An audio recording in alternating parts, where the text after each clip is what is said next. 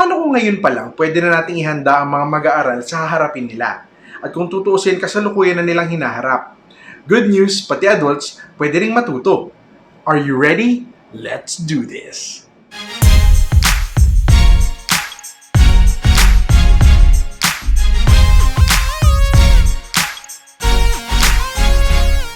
Maligayang pagbabalik sa iyo at sa inyong lahat, at sa mga first-timers, maligayang pagdating po. Ito ang bago ninyong YouTube hotspot. This is Fragments. Ako po si Fraggy, and before we begin, paalala lang po ng ating LSSNB habit. Click nyo lang po ang like, share, subscribe, yung notification bell alert, and now it's time to enjoy the video. Una sa lahat, gusto ko lang pong igiit kung gaano po kaimportante ang patuloy nating pagsunod sa safety protocols. Dahil aktibo pa po ang kalaban at patuloy pa rin tayong nakikipagsagupaan. Again, to all of you, please stay safe. Kung napansin niyo sa simula ng video, ang kabanata na ito is brought to you by the letter F. Sa araw na ito, pag-uusapan po natin ng isa sa mga favorites ko na very timely rin sa mga panahon ngayon. Sa mga nakapanood po ng aking pilot episode na ililink ko po rito sa itaas para pwede niyong balikan at panoorin ulit, mapapansin niyo na mahilig po ako sa acronyms. Kaya po yung nauuso ngayon na WFH or Work From Home. Gustong-gusto ko po yun. Sa kabanatang ito po ay dadagdagan ko pa yan. WFH plus LFH. Tutulungan ko po kayo to win from home by learning from home. Recently, isa sa mga mainit na usapin sa bansa natin ang pagbabalik eskwela. Alam nating marami pang agam-agam mo uncertainties ang taong bayan sa mga prosesong nilatag. I-care off na natin ang technical knowledge sa mga paaralan. Sa puntong ito, nakikipag-usap na sila sa mga kumpanya at kagawaran para makapagresulta sa isang collab na makatutulong sa mga mag-aaral. What we will learn from this favorite of mine today ay mga katangian kung paano intindihin at pagdaanan ng mga sitwasyon para makapamuhay tayo ng matiwasay at may harmony. Masaya po rito, ang magsisilbing guru natin ay mga puppet. Napakalaki po ng pasasalamat ko sa mga palabas gaya ng Sesame Street. Dahil napaka-solid po ng mga naging learning fundamentals ko. Correct! Fundamentals or fundamentals. Natututo ka na, nag-i-enjoy ka pa. Yan po ang naging estilo ng pagtuturo nila Big Bird, Cookie Monster, The Count, si Bert and Ernie. Kaya po siksik, liglig at umaapaw sa lessons and laughter ang mga umaga ko dati. Ang hindi lang ng karamihan habang nakafocus ang Sesame Street sa pagtuturo ng basics or building blocks of learning sa larangan ng reading, writing, and mathematics among others, ay gumawa pa pala ang puppeteer na si Jim Henson ng isang palabas kung saan ang tinuturo ng mga konsepto ay mas mature, kagaya ng pagkakaisa, kalikasan, or spirituality, gamit naman ang musika at saya pa rin ng mga puppet. At ang palabas na yon ay pinamagatang Fraggle Rock. Para mailagay lang po sa perspektibo, ang unang episode po ng Sesame Street ay nag-air noong 1969 and 14 years after, ang Fraggle Rock naman po ay nag-air ng kanilang first episode noong 1983. Nagpursigi at naniwala si Jim Henson na kaya ring maging deep ng mga laruan gaya ng puppets. Kita nyo? Faith, perseverance, and commitment.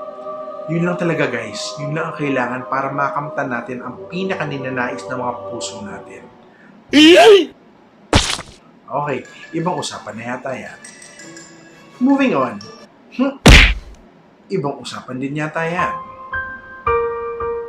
Sabi sa isang palabas na tumalakay sa history ng Fraggle Rock, Jim Henson wanted to create a show that would end all wars. Oh, hanap sa hangarin, no?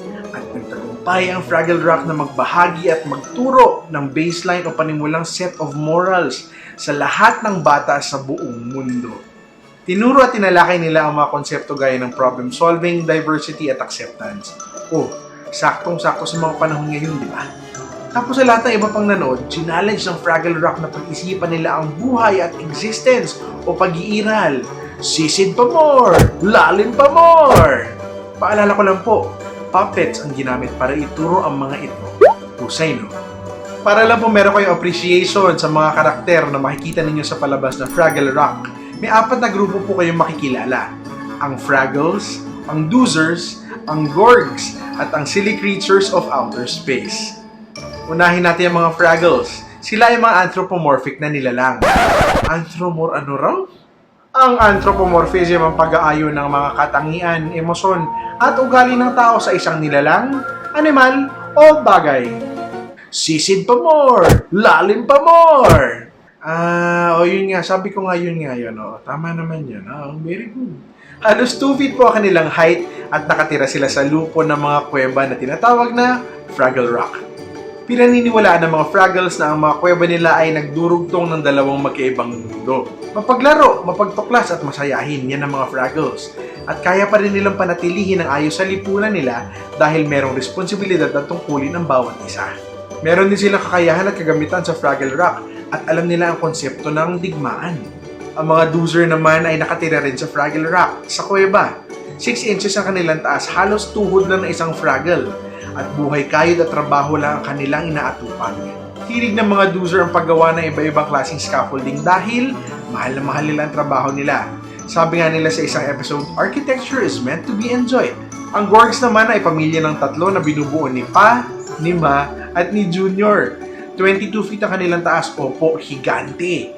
At feeling ni Pa at ni Ma, sila ang king and queen of the universe. Samantalang ang tingin naman ng iba sa kanila ay mga farmers, mga nakatira sa simpleng tahanan na may hardin.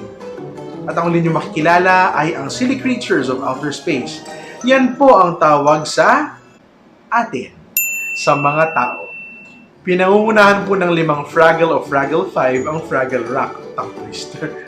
At ipakikilala ko po sila sa inyo isa-isa. Si Gobo ang leader ng Fraggles. Binatilyong level-headed at praktikal. Gitarista ng grupo. Gustong-gusto niya na kontrolado niya parati ang isang sitwasyon.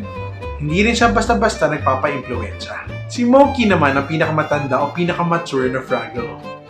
Artistic at spiritual siya. Kalmado at mahilig magmuni-muni. Bilang optimist ng grupo, tinitingnan niya ang kabutihan sa lahat at ng sino man. Mahilig siya magpinta at isa siyang makata. Si Wembley ang pinakabata sa Fraggle 5. Best friend siya at roommate ni Gobo. Madali siya kabahan at madalas hindi siya makapagpasya dahil ayaw niya makasakit ng feelings. Aww. Siya ang pinakamabait at palakaibigan sa Fraggles. Yun nga lang, ginawang Fraggle term ang Wemble na ibig sabihin ay pagiging indecisive. Si Boober ang pinakamatalino sa Fraggle 5. Napakahilig magbasa. Kaso nga lang sa sobrang talino, masyado namang cautious at malakas mag-alala. Paniwalain pa sa mga pamahiin. Matulungin din naman siya gawa ng siyang in charge sa paglalaba at isa siyang talented chef. Ang hilig naman niyang tugtugin ay harmonica. Si Red naman ang kabaliktaran ni Moki. Athletic siya at energetic. May pagka-cynical nga lang, gusto rin niya kontrolado niya mga sitwasyon, kaya minsan mayroon silang kaunting banggaan ni Gobo. Malakaibigan din naman si Red, kumbaga kasunod siya ni Wembley sa friendliness. At kapag pinagsama-sama ang uniqueness ng bawat miyembro ng Fraggle 5, nakukuha nilang manirahan, mamuhay at mamuno ng mapayapa sa Fraggle Rock. Kamakailan lang ay ibinalik na Apple TV Plus ang palabas na ito, entitled Fraggle Rock, Rock On.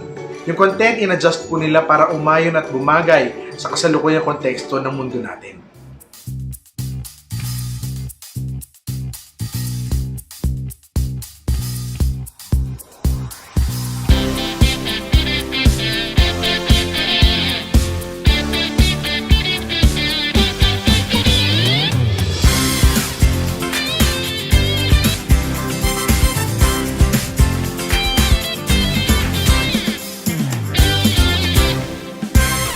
Down at Fraggle Rock.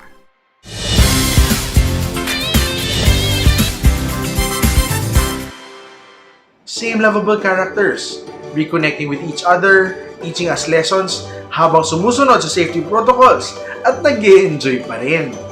Kung siswertihin nga naman po tayo, gumawa ng YouTube channel ang The Jim Henson Company para maipalabas ang original Fraggle Rock series.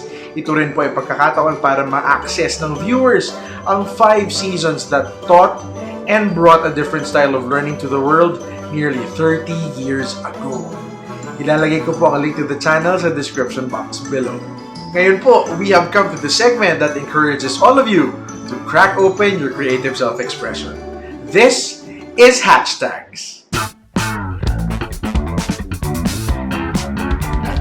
Natanto po natin, ayan na po tayo sa natanto. Sa kabanatang ito, how real and relatable puppet characters can be at kung paano rin tayo natutulungan if we look at life from their perspectives. At dahil sa galing na dala ng pagkilala natin sa Fraggle Rock, Dalawa po ang igagawad natin, ayan tayo sa igagawad na hashtags sa kabanatang ito.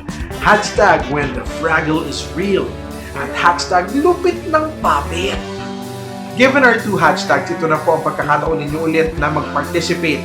From now on, ang tawag natin sa question or questions of the episode ay kabanatanong. At ang kabanatanong natin ay, kaninong Fraggle ka pinaka nakarelate at sa paanong paraan? Kay Gobo? Kay Red? Kay Boober? Kay Wembley? O kay Mookie? Ipadala po via direct message sa inyong mga sagot sa Instagram or Facebook accounts ng hashtags na nariyan po sa ibaba. Pwede niyo po ipadala sa pareho. At since nandun na rin kayo, paki-like and or follow na rin po ang mga social media accounts na yon ng hashtags. Paalala po to please include both hashtags sa mga sagot ninyo. Kaya paging all the parents, kids, adults, pati kids at heart, iniimbitahan ko po kayong bumisita sa Fraggle Rock para matuto po kayo for your kids, with your kids, and even for yourselves. Bilang panimula, bisitahin at i-follow nyo po ang Fragments Instagram account na nariyan sa baba para makita ninyo ang chosen song lyrics sa kabanatang ito. Then drop by the Fraggle Rock YouTube channel and let the music play. Kailangan po ng mundo natin ngayon ng all sorts of magic. And maybe the Fraggles could help us conjure one up. Uulitin ko po, taos-puso po ang pasasalamat ko sa lahat ng bumisita at nag-LSSNB na sa Fragments.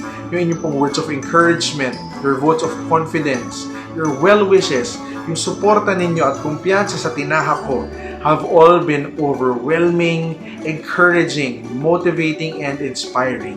And I want you to know that I am very, very, very and immensely grateful. Kaya maraming salamat po sa patuloy ninyong pagtangkilik at pagsubaybay.